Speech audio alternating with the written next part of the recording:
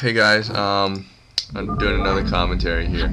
I think I might actually just record the gameplay and put it up with no commentary, because I feel like at this point, or at this level, it doesn't really matter. Nobody really cares about the commentary. The gameplay is kind of meh. D level, it's like, it's too simple in my opinion, and it's not even really worth commentating. I might be going for different builds or whatever, but I mean, the response of the opponent is not the best, and so it doesn't exactly show the best skill or anything like that. So I think I will do that, or maybe I'll just cheese my way up to C level, and then from there I'll do some commentaries, because occasionally some of those players are they're rising like A players or something like that, so they'll be really good. Maybe. Yeah, just switch up the races. Maybe just do some 2 racks, cheese, 4 pool, maybe stuff like that. Maybe. I'll see. But yeah, so I'll commentate on this game, and I'll see what happens about future games. I don't think I will commentate on too many of them, because it takes a while. I have to do it on separate programs. Okay, anyways, so this is Judgment Day, I think is the map. I'm not really sure. It has Judgment in it, and doing this to switch up the maps once again. It's another map of the week. PVZ. So if you couldn't tell from my early forward pylon, or maybe you think I am cheesing, I don't know. Yeah, doing the standard block wall in. Gonna be going for the forge, but I sent the probe out, but I'm not going for the forge yet, because I saw that he sent an overlord towards the 11 o'clock, so I know more than likely, no, I know he did. He spawned, yeah, right here at 11 o'clock. So, at the 1 o'clock, he sent his overlord to the 1 o'clock, and I scouted the 11 o'clock, yeah. And now that I see he went for the overpull, I put down the forge. And, typically, I should be putting down my Nexus now, so that, and then I put on my cannons, but my probe is too far away from the Nexus, and I don't want to risk anything, which, I mean, I should have at least sent another probe out to, and yeah, see, I don't want to build my Nexus at the mineral only, because I will need the gas eventually.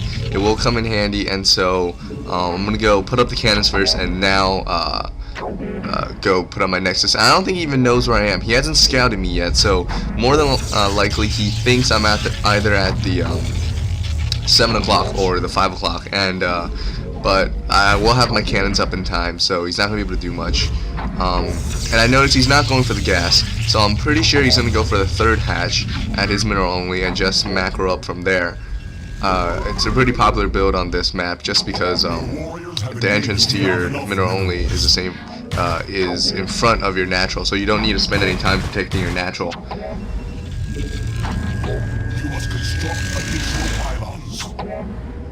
Okay, so just microing around. He's not doing anything. I'm not doing anything out of the ordinary either. I'm going for I just got my gateway. Now I'm putting up my assimilator.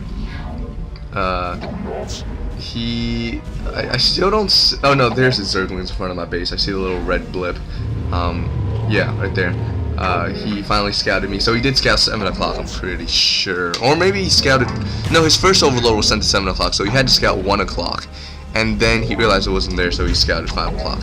Which, this map this positioning of the spawns favors Zerg, just because the distance is so far. Then the Zerg is able to better base his decision on on what I do, because the travel time from my base to his base is farther. And it'd be like if I was closer, then I would be able to rush my units there much faster, and that'd be more effective. But it's okay, because the skill level is not high, which again, I don't know, maybe I should just skip it all, just go up to C and then record from there, because I'm gonna be losing a bunch at B. I usually go 1 for 1 at B level, because half the time, yeah, there's so many PvPs, and like my decision making in PvPs is not fantastic. I just kind of know with a build order, but my adaptation's not too great. And I also, yeah, Okay, I'm going for my Stargate now, and I notice he just started getting his lair, so I will be able to get out my Corsairs before he gets out any Scourges, so I should be able to pick off a few Overlords. That's my intention here, and I'm going to be going for the Zealot Speed, because, oh no, he's getting Hydralisk Den right there. Yeah. Hydralisk Den, so I should be able to. Lings are pretty effective against, I mean not Lings, Zealots. Speed Zealots are pretty effective as long as he doesn't get Lurkers, which he might be doing now because he's getting the Lair and the Hydralisk Den. But if he does, I could just transition into Dragoons and Templar Tech.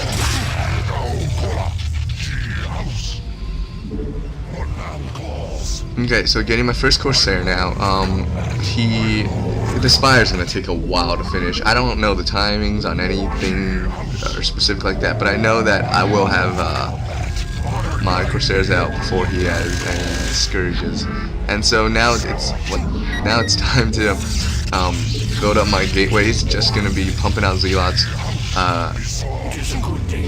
And meanwhile, keep macroing up. I'm still running out of 2 bases because I feel I could secure my 3rd, but I don't really. It's gonna come at a sacrifice of units, and I won't have a very large force if I spend the 400 minerals on the Nexus. And I don't think it matters at this point because he's running out of 3 bases with a mineral only, and I think I'll be okay. 2 bases Protoss versus 3 bases Zerg is fine. That's fine with me. The economic. The income is probably around the same, just because I have so many more probes and he has drones.